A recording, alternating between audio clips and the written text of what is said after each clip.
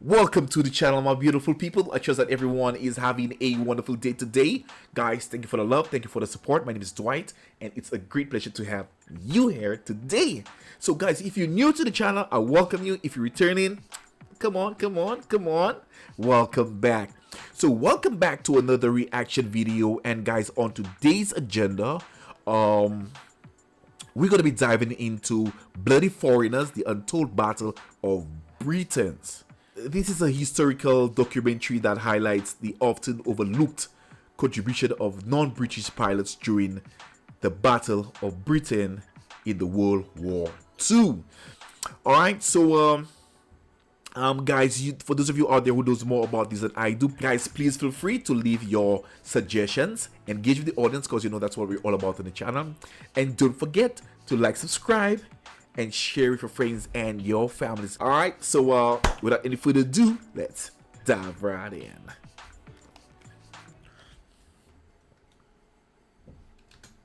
Britain, an island nation. We've withstood invasion and foreign influence for centuries, or so we like to think. But look a little closer, and you'll find that those who sailed our ships, fought our battles, and forged our identity weren't always British. Bloody foreigners. If you go to Trafalgar Square, you go to Nelson's Column, and you look closely, you will see a black sailor. Allied fighter! Always pilot! This series tells the story of 4 iconic events from a surprising new angle that will alter the way we view our history. All right.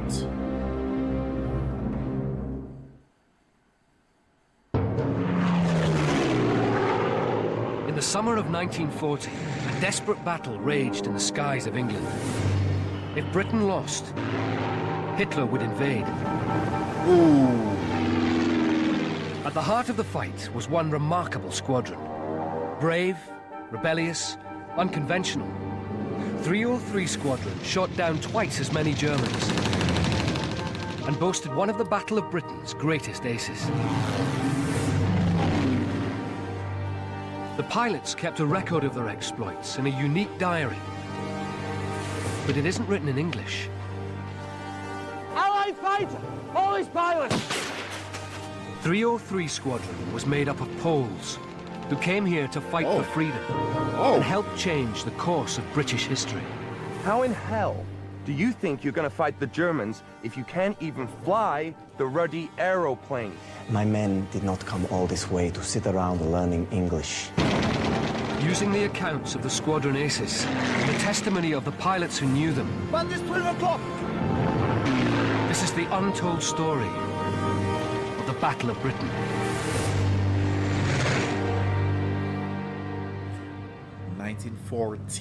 Wow. Only the English Channel and a few hundred RAF pilots stood between Britain and invasion. Now Adolf Hitler stood just as Napoleon had stood more than 100 years before. As Britain prepared to fight to the death, thousands of Polish servicemen came here, the last free country in Europe. We knew that England would continue fighting, you see, and we could sort of join them. Oh. They had fled their homeland and crossed Europe. Now the Poles had only one desire: to fight the Germans. Our country was defeated. We wanted it back. The commitment was total. Now, I'm going to pause this here real quick, guys. Now, guys, this battle fought in 1940 was crucial for Britain's defense against the Luftwaffe, as Nazi Germany's air forces. My God, man. All right, guys, we're going to continue watching. The Poles were eager to fight. Britain was short of pilots. There was just one problem. Next. None of them spoke the language. Oh. The only English words we knew were yes and no. The only problem was knowing which to use. Jan Zumbach had qualified as a pilot 2 years earlier and already seen action in France. Have you typhus? He described the obstacles he and his fellow airmen faced in his memoir. Have you migraine?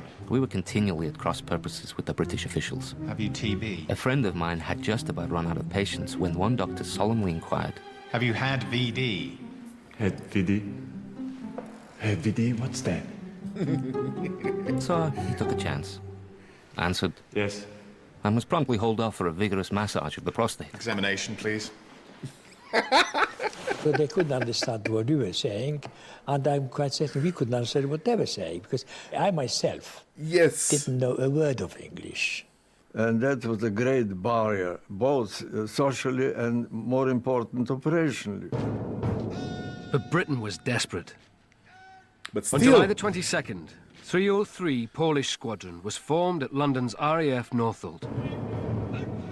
To overcome the language barrier, its pilots were placed under English-speaking commanders. Nice. Nice. Captain John Kent, an experienced Canadian pilot, recalled his reaction at having to chaperone the Poles in his autobiography. It was just about the last straw to find myself posted to a foreign squadron that had not even been formed.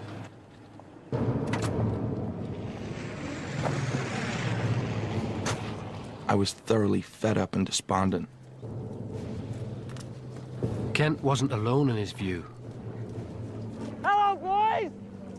They didn't think we really have in the stomach for fight anymore.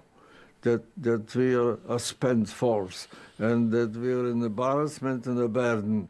Out of all the Poles, only 2 of them have any English at all. Kent's commanding officer was Ronald Kellett. It was his job to turn 303 into a fighting force. Men are being taught basic operational vocabulary.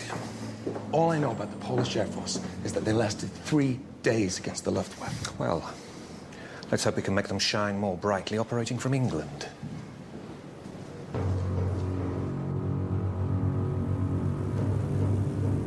Time was running out. Germany's high command wanted to complete the invasion of Britain before the winter set in. In early August, the Luftwaffe intensified its mission to destroy Britain's defences. The Germans had 2,500 aircraft. The RAF just over 600. Angels! Meanwhile, Zumbach and his fellow pilots were confined to the classroom. Pancake! Every morning, a bus would take us 10 miles to Uxbridge to learn the basic vocabulary which would be coming over the earphones. Pancake! Angels for thousands of feet altitude. Angels! Pancake for landing. Pancake! Bandits for enemy planes, and so on. The angel, it's the height. You see, those in thousands, usually. Bandits! Bandits! Oh. After 3 or 4 weeks of very intense classes, my vocabulary was good enough to, say, read a paper. Wow. But I couldn't pronounce it.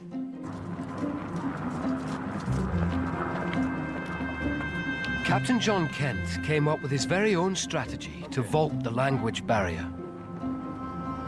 Aeroplane. Air-o-plane.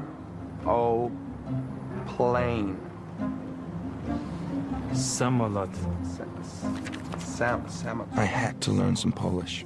Samolot. I went round the aircraft giving English names for the various parts. Okay, nice. And getting the Polish in return. Wing. Skrzydła. Shit. Skrzydło. How do you spell that? Gradually, I worked out a complete procedure in Polish and had it all written down phonetically on my knee pad. Nice. It worked very well and amused the Poles a lot. Kent. Yes. No. Kentowski. Kentowski. Just one more chance. Despite Kentowski's efforts, the Poles were increasingly frustrated. Each night I say a little prayer for. It was almost a year since they'd fled Poland. But instead of flying fighters, the British commander Kellett had them training on bicycles. Poles wanted to go to battle straight away, and Kellett didn't want to allow it until they were ready to cope with the radio communications and so forth. Zumbach was starting to doubt he would ever get back in the war. Child's play. If the British are wasting so much time with their childish exercises, when all of us have already won ours, how long is it going to take them to train up their young recruits from scratch? And would I eventually get an enemy in my sights before he won the war?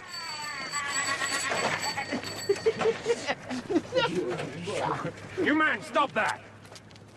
We were all very, very eager to get on with flying, but we had to wait, so we were a bit sort of frustrated. Listen, you're here to train for battle with the Germans and not to fool around and argue with each other. So when exactly will my men start training in hurricanes? Witold Urbanowicz was a legendary Polish flying instructor, desperate to get his pilots back in action. I brought my cadets from Poland through Romania, Syria, and France. I don't want people crashing around the sky until they understand what they're being told to do. My men did not come all this way to sit around learning English. There's nothing more that we can show the Poles on trainers. Wow. Very well. Have the squadron proceed to operational training on hurricanes. All right. The Poles of 303 were finally back in the air. But before they could fight the Germans, they had to learn to fly in formation, the British way. The British way. Perhaps the training period was unnecessarily prolonged, and this certainly irked the Pole, but we still had to be quite sure they knew how we operated. Back home, the Poles had flown planes with fixed undercarriages.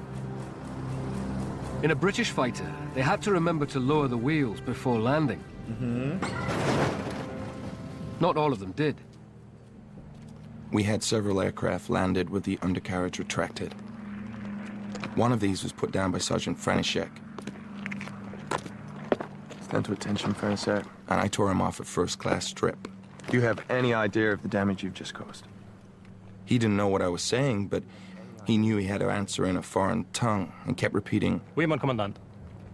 Amongst some of the things I said to him was, How in hell do you think you're gonna fight the Germans if you can't even fly the ruddy aeroplanes? Oui, mon commandant. Go on. Go. What Kent didn't know was that Joseph František had already shot down 11 German aircraft in France. Ooh. Dismissed. Nice. But František would soon show Kent exactly what he was capable of. By mid-August 1940, Britain had lost half its frontline pilots. The saying was that if you lasted the first week of an operational tour, you're probably quite safe. The British believed the German invasion was just weeks away. With recruits as young as 18 being killed quicker than they could be trained, the RAF was losing the battle for Britain. There were chaps who have flown, for example, 15 hours, and they were thrown into the battle.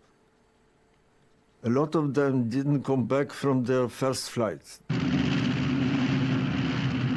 Despite this, the experienced Poles of 303 were still not cleared for action.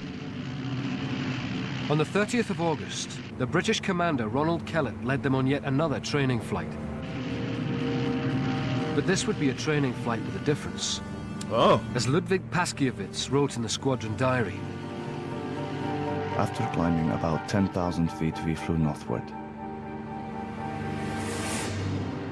After a while, I noticed ahead a number of aircraft carrying out various turns. Green 1! Green 1 to have a new leader! Man, it's 12 o'clock! Paskiewicz was an experienced pilot, but had not yet engaged the enemy in combat. Man, it's 12 o'clock! The training flight had strayed into a battle. A German raid was under attack over St. Albans. The sight of the enemy was too much for Paskiewicz. Without waiting for orders from his British squadron leader, he took matters into his own hands. I opened up throttle and went in the direction of the enemy.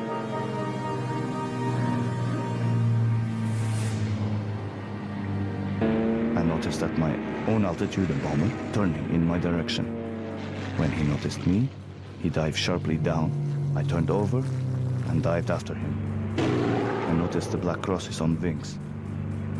Then I aimed at the fuselage and opened fire from about 200 yards, later transferring it to the port engine, which I set on fire. I drew very close, and I gave him another burst.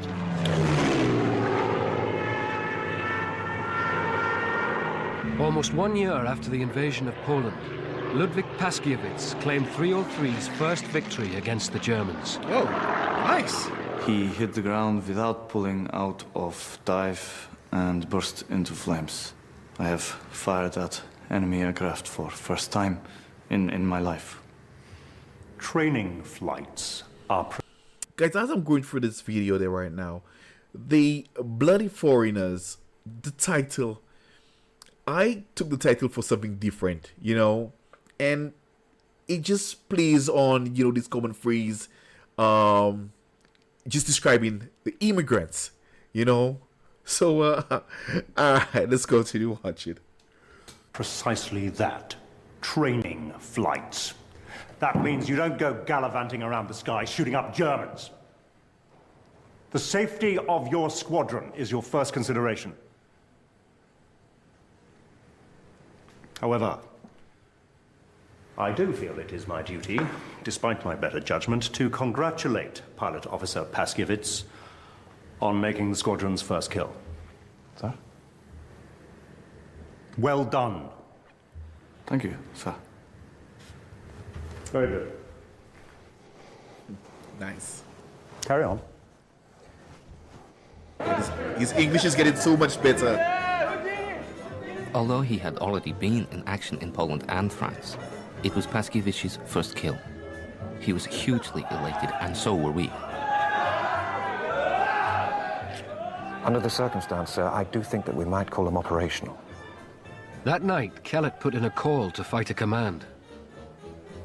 Thank you, sir. The Poles were back in the war. 303's first operational day marked a bitter anniversary. It was exactly a year ago that the Germans had invaded Poland. Naturally, every pilot wanted to share the honor of the first battle. We had to draw lots for the different flights. I was lucky enough to draw the short straw. We're flying some Our aim was to be active and to fight. We were not fighting for England or France or things. We were waiting for our country. The pilots knew full well what Nazi invasion meant. In Poland, the wholesale destruction of a people was underway.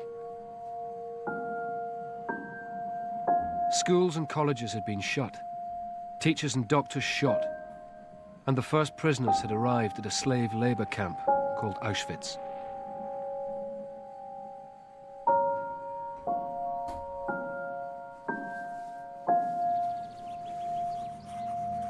Since leaving Poland, Miroslav Veric had made it his duty to keep a record of events in what became the squadron diary.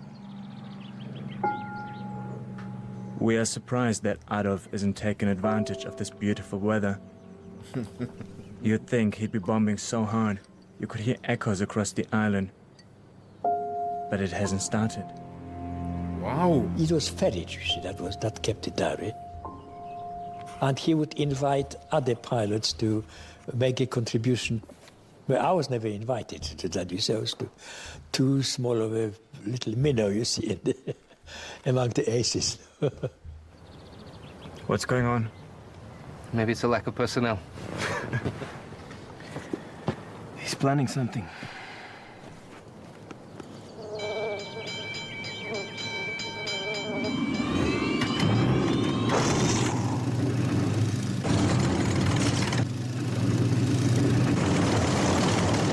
After an agonizing day-long wait, at 5:50 the Poles were finally scrambled for action. Fighter Command radar detected 200 German aircraft crossing the channel. Wow. Red leader! Bandits, 2 o'clock! 303 was about to be tested in battle for the first time. Pick your targets and go get them. Ferrich had fought the Germans in Poland in outdated aircraft. Now he experienced his first dogfight with the enemy in a modern British fighter. I caught up with him easily. He grew in my sights until his fuselage filled the whole luminous circle. It was certainly time to fire. I did so quite calmly, and was not even excited, rather puzzled and surprised to find that it was so easy. Quite different from Poland, where you had to scrape and strain until you were in a sweat. And then instead of getting the bastard, he got you. These Polish, they loathed the Germans.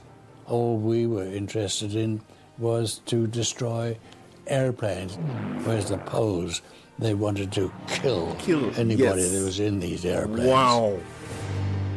Wow. That's just to show you how the Poles, wow, man, mean the Germans, man. In less than 15 minutes of furious vengeance, each of the 6 pilots of Kellett's flight had shot down a Messerschmitt. Witold Urbanowicz recorded their spectacular first day in the squadron diary.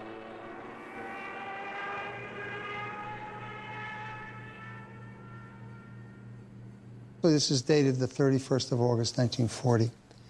And there's actually an illustration here of the action that went on. Okay. I'm looking to see if there's an indication of how well it went. The exact count I can't tell by the writing, but I get the sense that this was a very successful engagement. Here they are! Get the whiskey down, Barry! Our squadron leader took us by Rolls-Royce to the orchard in Ruislip. They had found out on the grapevine that the Poles had brought down 6 Messerschmitts, and they were celebrating. The orchard, well, it had a nice big bar, with a very pretty barmaid. That was the important thing. They wanted to drag us into the middle of the dance floor, but we wouldn't let them. We don't want to make a song and dance about our achievements. But news of the Poles' success had spread far beyond the orchard.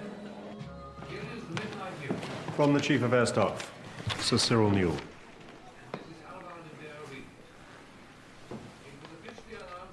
Magnificent fighting, 303 Squadron. I'm delighted. The enemy has shown that Polish pilots definitely on top. Congratulations. 303 Squadron has opened its account with a vengeance. Yeah, man. That's at least a can of whoop ass. The Poles had joined the battle just in time. Hitler's planned invasion was thought to be only weeks away. Repeat again, please, Goddard. Captain John Kent, the skeptical Canadian chaperone, was with 303 over the south coast on their second day in action. Oh, we had candidates in there as well. Realize we are only 6. I repeat. Kent's flight of 6 planes faced 150 enemy aircraft. Whoa! God damn. Kent described how the Poles dealt with such overwhelming odds in his autobiography. Only 6 men? Sergeant Rogowski, who was doing search formation behind, pulled up and went head-on into the middle of them, closely followed by František. The German formation split up, and a general melee ensued.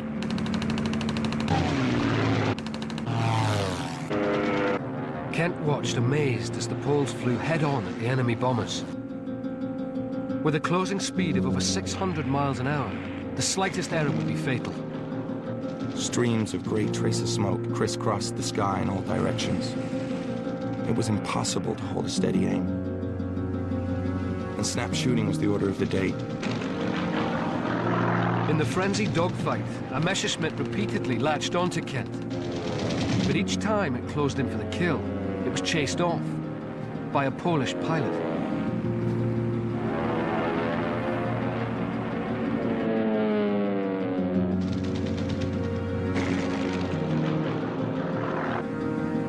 Kent was certain of one thing. The Poles hadn't learned to fly like this in England. Oh my god, man. I am getting goosebumps, man. Wow. Oh, I'm getting goosebumps, man. Never ending goosebumps. Oh, That's amazing. Back at Northolt, Sergeant. Kent did his best to express his gratitude. Thanks. For keeping that Hun off my tail. The Hun. Off my tail. Okay. Not one, Messerschmitt. 6. 6? But not all of 303 had returned to base. Oh. In defiance of orders, Joseph František and another pilot were harrying Germans all the way back to France. František had a habit of departing from the squadron and hunting on its own, which was perhaps against the discipline, but at the same time, because of his individual expeditions, his victories mounted. František, a Czech pilot who had joined the Poles when his own country surrendered, was well on his way to becoming one of Britain's highest-scoring aces.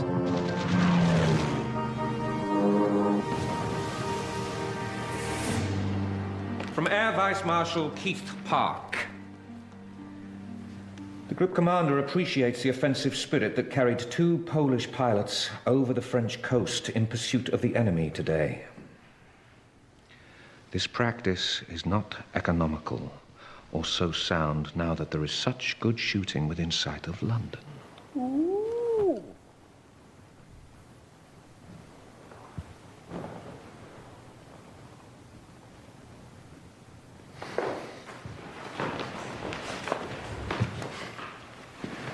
I'm killing Germans. Many excellent pilots have died due to lack of discipline. Do you want to become one of them? I fly alone.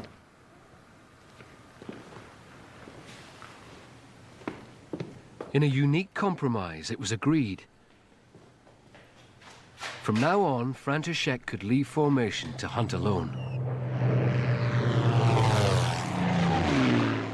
In just 6 days fighting, 303 shot down 24 enemy aircraft, without the loss of a single pilot.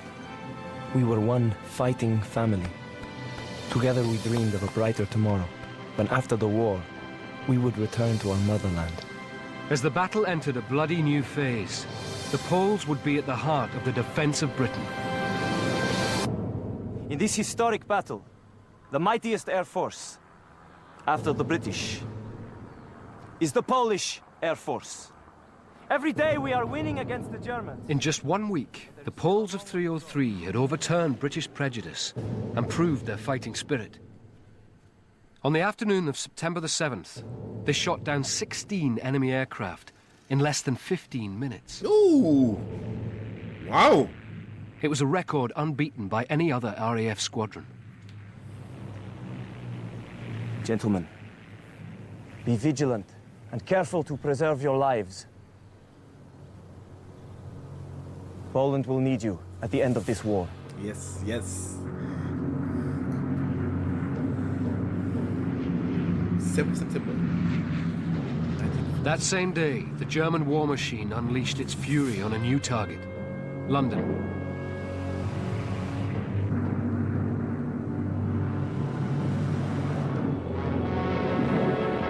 Millions of firebombs rained down on the great city of London. Hitler's planned invasion was imminent. In preparation, the Luftwaffe attempted to smash the spirit of the British people.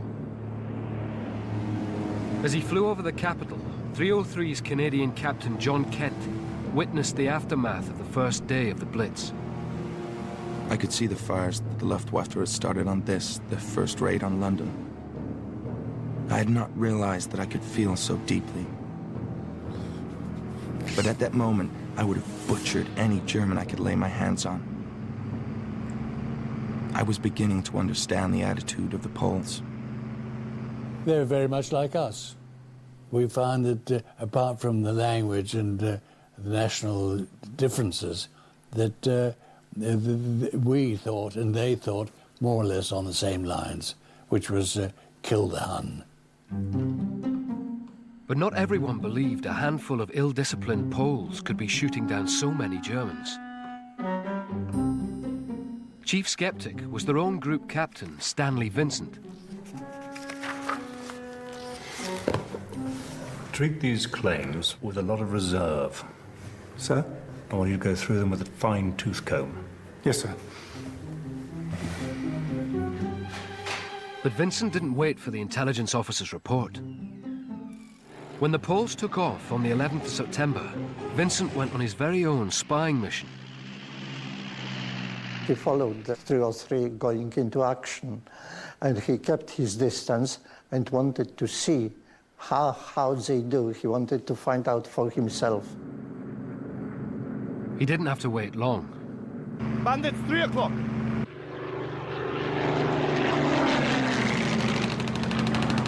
A veteran of the First World War, Vincent had never seen flying like this.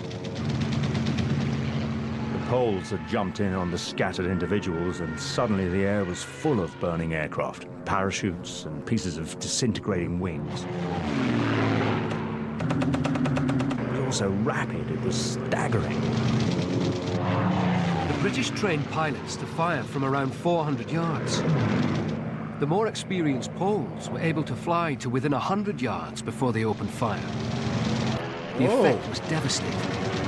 I think anybody who was keen, and they were, and some of us were keener than others, was the closer you got in, the better. A bomber aeroplane is quite a large target when you get that close. Every time Vincent tried to get a German in his sights, a Pole dived in front of him and shot down his target. Vincent was transformed, from skeptic to believer. I told Wilkins that what they claimed they did indeed get. Any luck, sir? My God, they're doing it. Sir? Scramble. The success of 303 Polish Squadron was becoming a powerful weapon of British propaganda. Squadron leader Urbanovic is watching his boys getting into formation. It'll be known within an hour or so whether a German plane has been shot down, or maybe 2 or 3 or even more Germans. Good luck.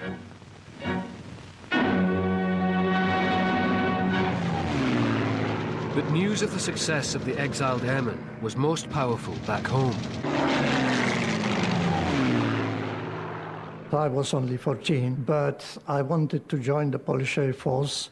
Unfortunately, I was arrested in June 1943, and after interrogation by Gestapo, I was sent to Auschwitz concentration camp and spent the rest of my war in the Auschwitz concentration camp. So my aviation dreams were shattered in that sense. 303's success in the defense of Britain had turned Polish pilots into what one paper called the glamour boys of England. There was a sort of aura of romance about Poles. A policeman was standing by the car. He wanted to know why the car was left in the street without its lights on. At first, they didn't know what to make of us, but once we had a better grasp of English, the social life improved. Would you leave a car like this outside a cinema in Poland? No, we said, in Poland, we ride to the cinema on horses! They all had the finest reputation. Bowing and the kissing of hands, which, I mean, was completely unknown. To some English people, it seemed over the top. And it also seemed, if they did that sort of thing, could they be trusted? My name is Jan Zombak.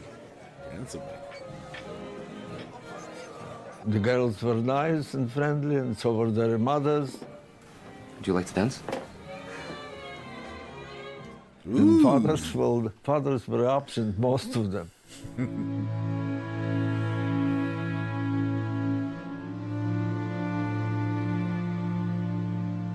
I'm not surprised that the English girl went after the Polish boys. Rather, Polish men, they like to show off.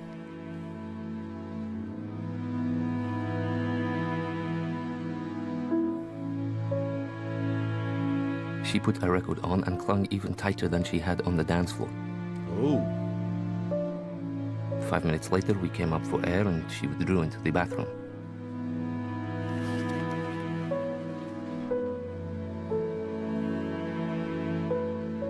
Zumbak discovered it wasn't just the pilots of 303 keeping a diary of their exploits.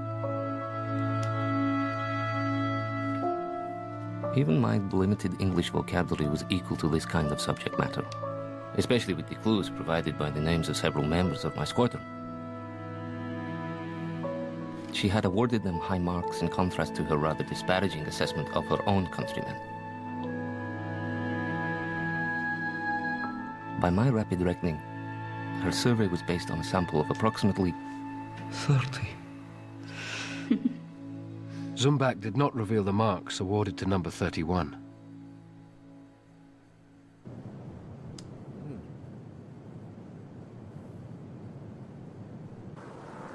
The British believed Hitler's planned invasion was just days away. On the 15th September, the Luftwaffe launched what it intended to be a final knockout blow to destroy London and Britain's morale. This day would decide the fate of Britain and stretch every pilot to breaking point.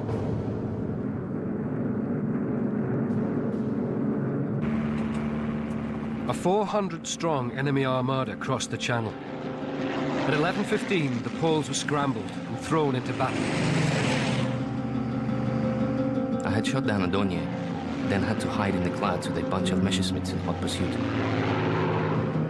Even for experienced pilots like Zumbak, the stress of 2 weeks' combat had taken its toll. For the first time in my life, I was really afraid. The fear makes everybody cautious. So degree of fear is a good thing. The important thing is to overcome the fear. And naturally, longer you fly, that process of initial fear, of overcoming the fear, wears you out. Everybody was afraid at one time or another. You don't know what the hell is going to happen, where are you going, and how the other side will react. Seconds seem to pass like minutes. You live in a kaleidoscope of rage and icy detachment, continually alternating fits of attack and escape, now freezing, now sweating. Then, suddenly you emerge with a shock of surprise into a peaceful sky, as if you died and been reborn into another world.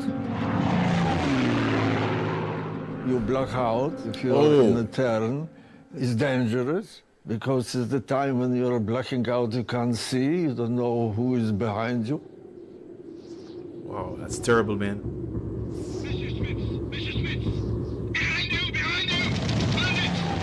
I pulled myself together and managed to knock out one of the chasing Messerschmitts before running for cover.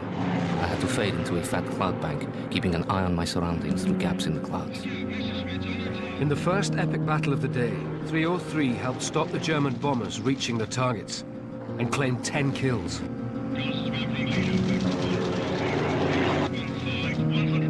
But the squadron joker, Zumbak, was to run out of luck. Messerschmitt especially used to come in, dive, and out.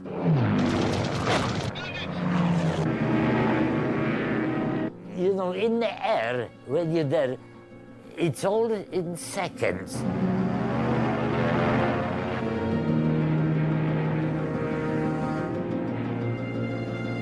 Oh, I've been hit several times, but I've been down twice, only twice. And each time, I got away, you see.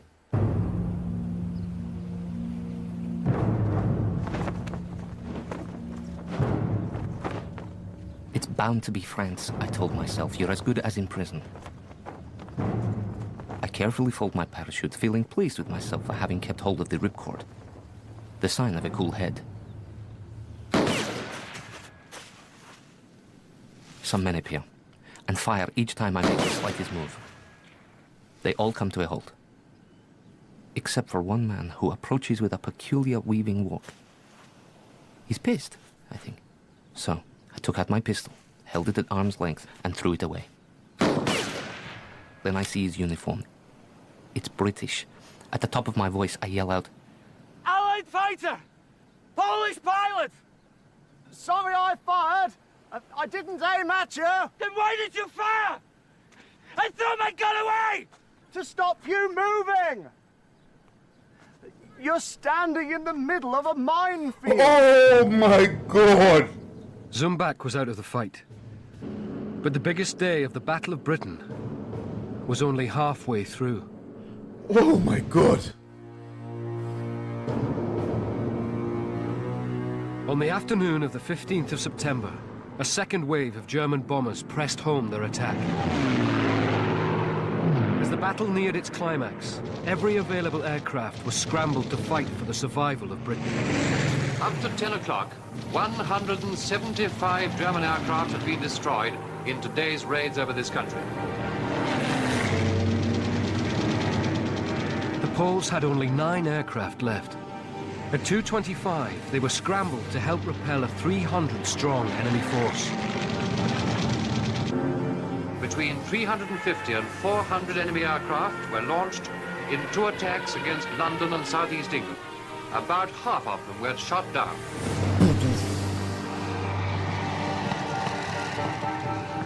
Only 7 aircraft made it back to Northolt.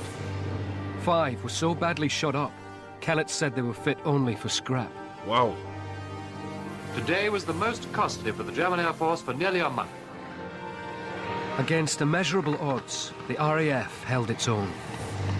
The losses were so high that Luftwaffe High Command realized that they won't be able to achieve air supremacy. His plan to break Britain from the air had failed. 2 days later, Hitler postponed the invasion. That same day, Joseph František, who hunted alone, became the first 303 pilot to receive a British medal for bravery. This pilot has taken part in practically every operational flight carried out by this squadron. He has shown great gallantry in always attacking vastly superior numbers of enemy aircraft. With 17 confirmed kills, František became the highest-scoring Allied ace in the Battle of Britain. He was killed less than a month later. Oh. So sad. 303 Squadron had shot down twice as many Germans as the leading British unit, for a third of the losses.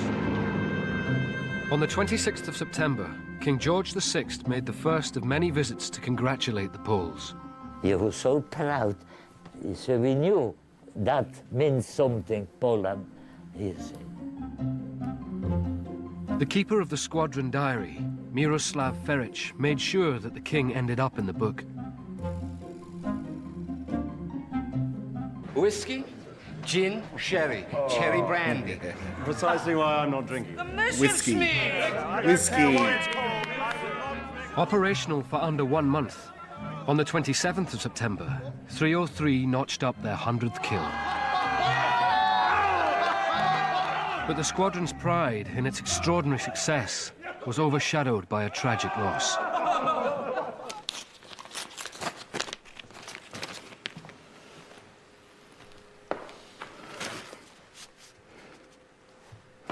They found Pasha.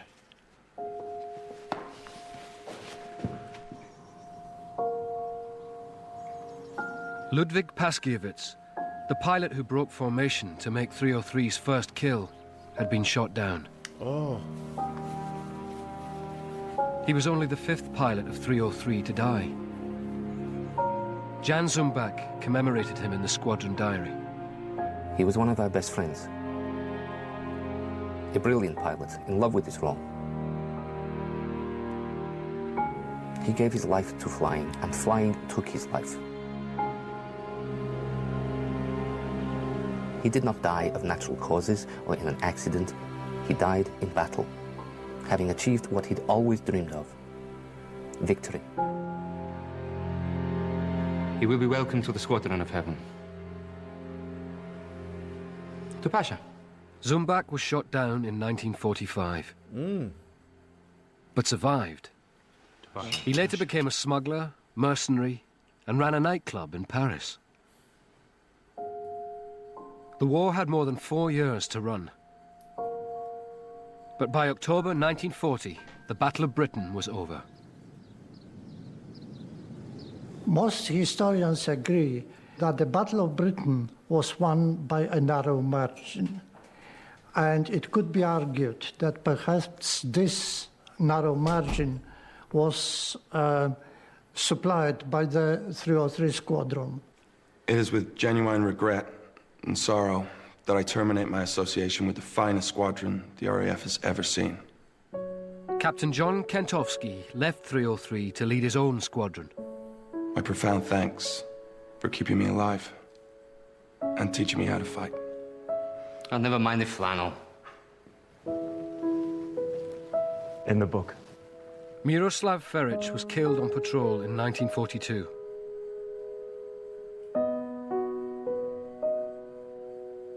His precious diary was continued in his memory. By the end of the war, the 303 Squadron Diary filled 7 volumes.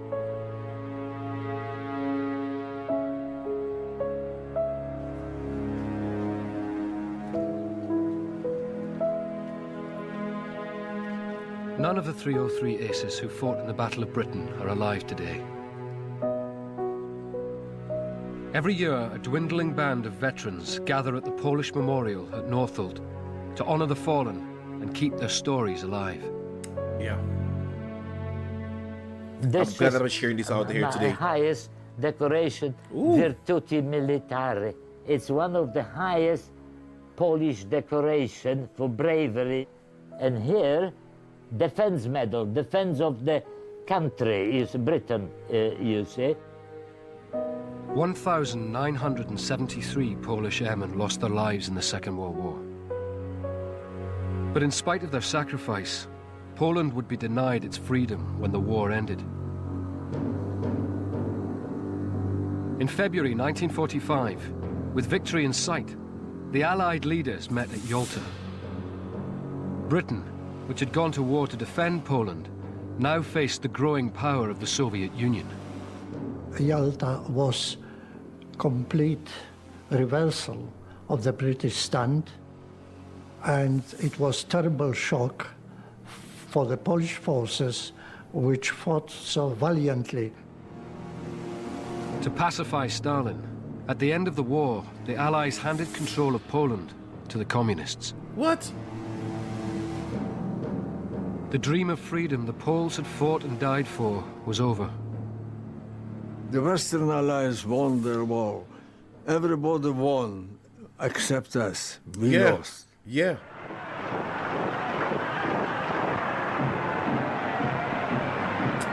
In June 1946, Britain held a spectacular Allied victory parade.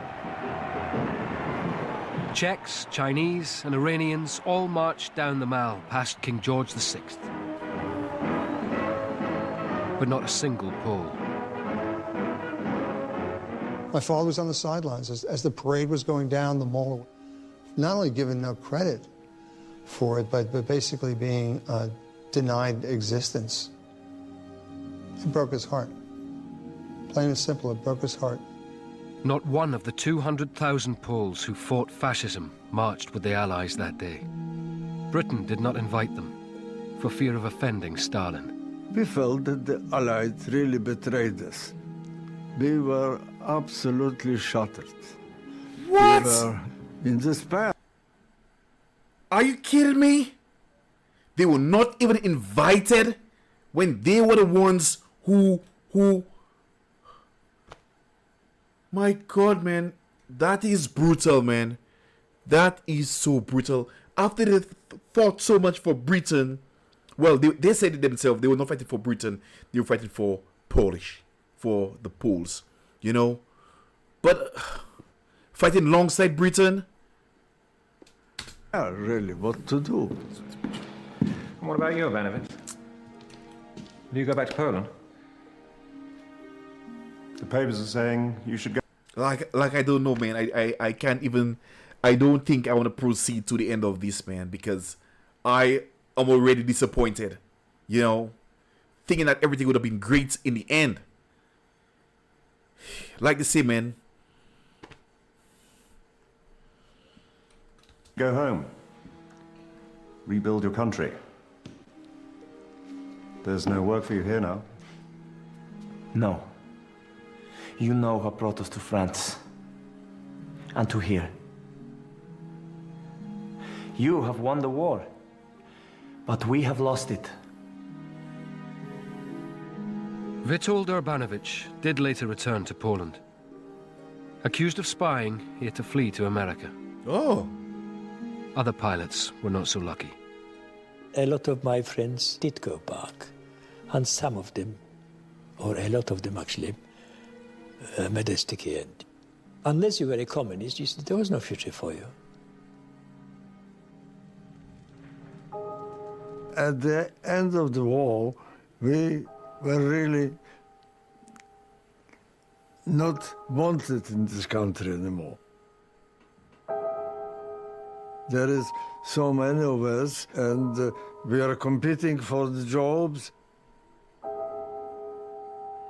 People didn't really mind where we go, didn't particularly press us to go here, or they just get out of the country, leave, go back to Poland, or go anywhere you like. I think we never been really welcome by English, really welcome. That for sure. Rather, some may be polite and so, because we know of English politeness, but not as a real welcome to this country, Polish people. I don't know why not. To find out more about 303 Squadron and to play the game, visit channel4.com/303 Squadron. Bottoms up in Big Brother. Next.